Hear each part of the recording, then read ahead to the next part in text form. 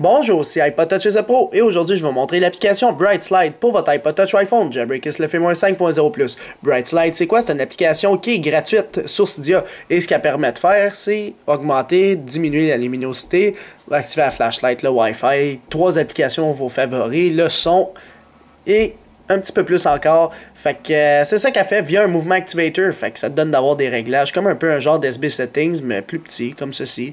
Fait que ça va être un petit menu qui va descendre juste en dessous de la barre de statut que tu peux glisser de droite à gauche pour désactiver ton Wi-Fi, Bluetooth, le mode avion, activer la flashlight, avoir 3 applications favorites que vous pouvez les décider et par la suite régler votre luminosité ainsi que le son.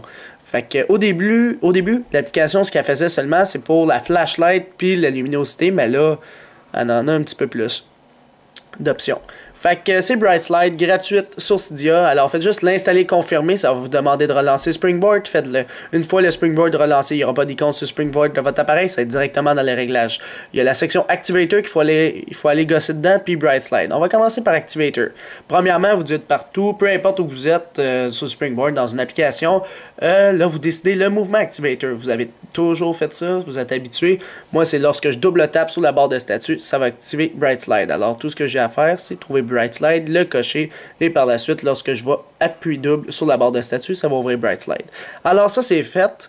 Fait que par la suite, on va aller tout de suite dans Bright Slide. Les seules options que vous avez, c'est les First, Second, Third App. Alors, si je m'en vais dans First App, moi, j'ai coché n'importe quoi. Mettons que je veux, comme première application, l'appareil photo. Comme deuxième application, on va dire, tu peux cocher None, là, tu dois avoir aucune.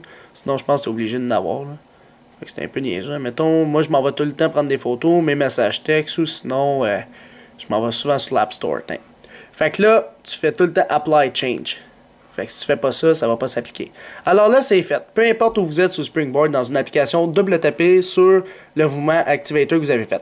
Je double tape. Par la suite, l'écran va devenir un petit peu plus foncé, comme vous avez pu le constater. Puis il y a un petit I en bas à droite pour information. Ça dit pour fermer cet écran-là, parce que même si tu appuies ici, ça marche pas. Tu essaies d'utiliser, ça marche pas.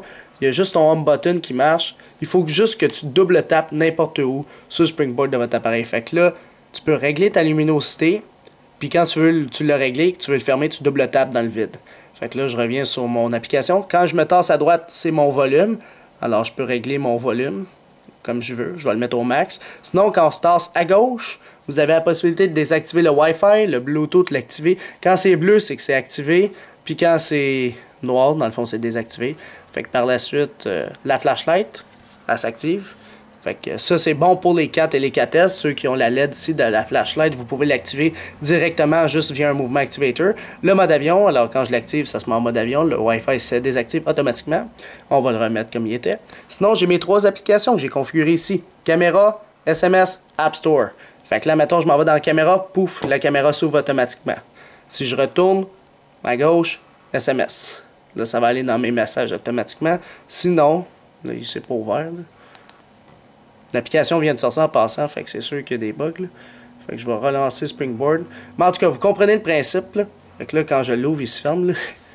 C'est un peu spécial. Si je ferme ça ici, ça devrait marcher. On va vider mon multitâche.